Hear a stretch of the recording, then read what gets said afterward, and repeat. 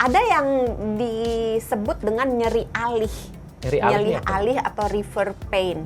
Jadi yang terganggu di sebelah mana, sakitnya di sebelah mana, gitu. Contoh, kalau ada saraf kejepit. Oh iya.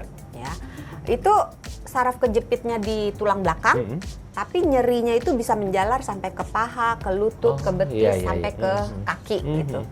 Tapi bisa juga misalnya karena masalah di persendian, misalnya ada sesuatu di sendi panggulnya, maka akan terasa nyerinya sampai ke lutut. Padahal bukan lututnya yang bermasalah, tapi nyeri panggulnya. Gitu. Tapi efeknya ke lutut. Gitu ya. Atau misalnya nyeri otot, misalnya nyeri bokongnya, otot bokong yang terasa yang bermasalah gitu. Tapi nyerinya bisa terasa sampai ke lutut.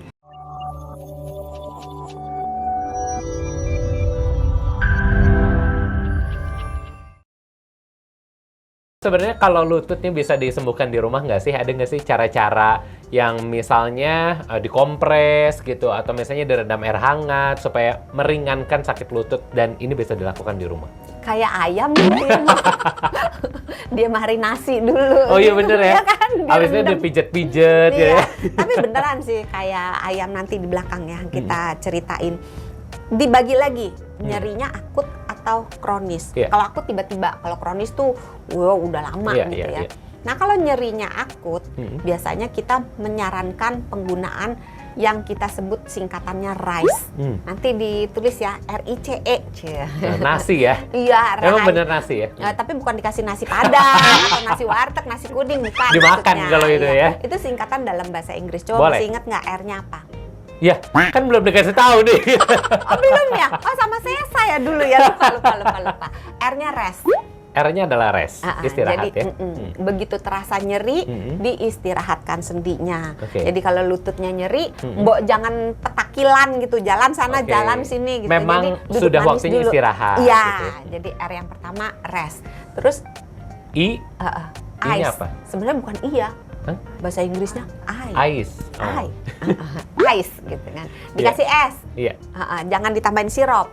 Bukan buka puasa, bukan takjil. Nanti kalau udah ditambah sirup, tambah cincau, gitu, tambah buah. Jangan ya. Nanti jadi es buah, es campur, es teler.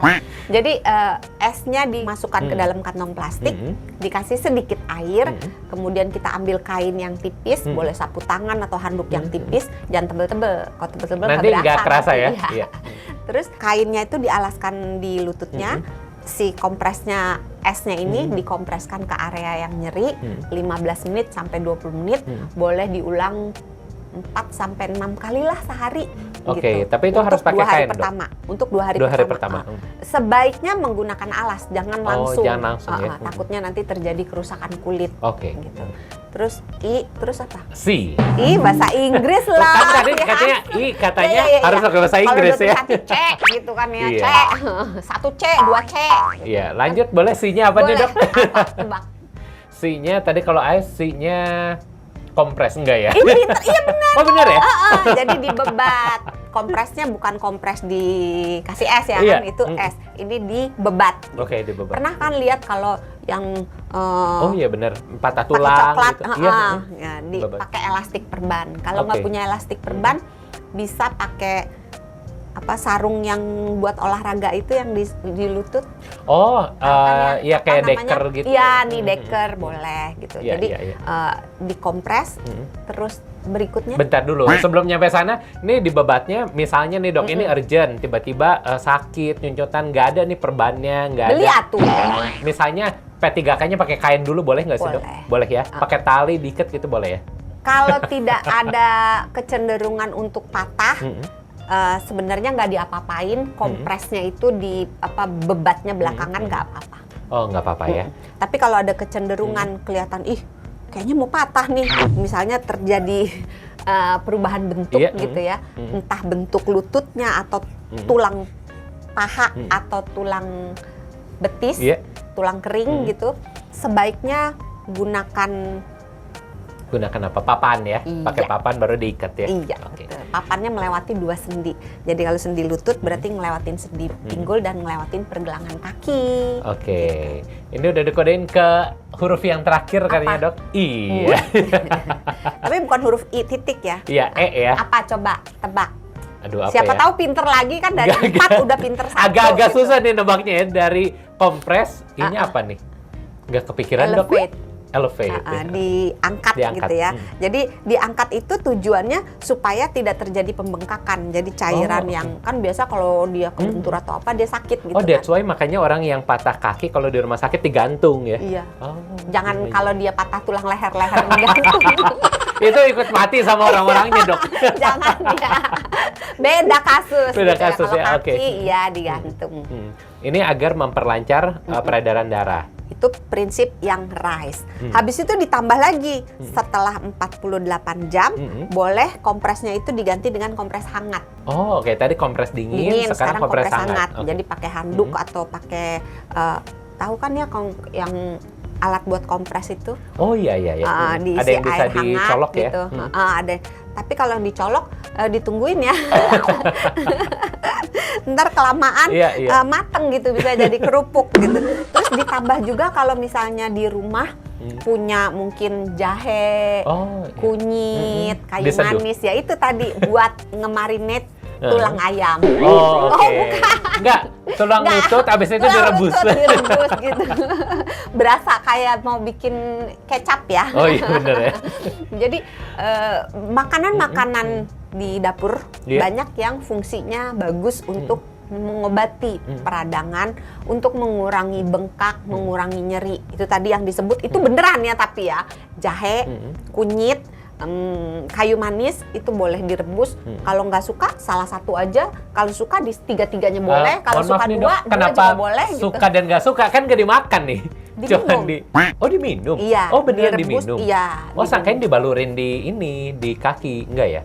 Belum pernah baca sih, tapi dulu pernah baca tentang jahe ditumbuk gitu. Iya. Tapi rasanya panas nggak ya? Karena beberapa pengobatan tradisional kan ada boleh kan sih. yang misalnya dibebet pakai ramuan, racikan sesuatu baru boleh sih. Karena jahe itu memang sifatnya antiinflamasi. Jadi memang boleh digunakan untuk membantu mengobati, mengurangi si reaksi peradangan yang terjadi di lutut. Nah, kalau reaksi peradangannya mereda, maka nyerinya otomatis juga akan mereda. Itu tadi yang nyeri-nyeri akut. Sekarang nyeri yang kronis.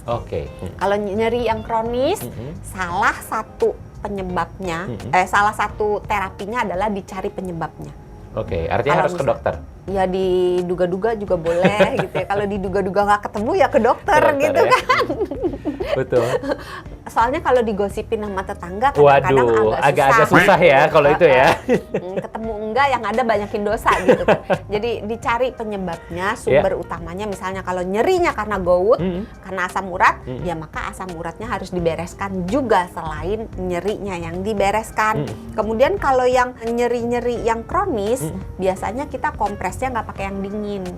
Pakai yang hangat atau gantian. Jadi dingin terus ganti ke hangat, terus ganti lagi ke dingin.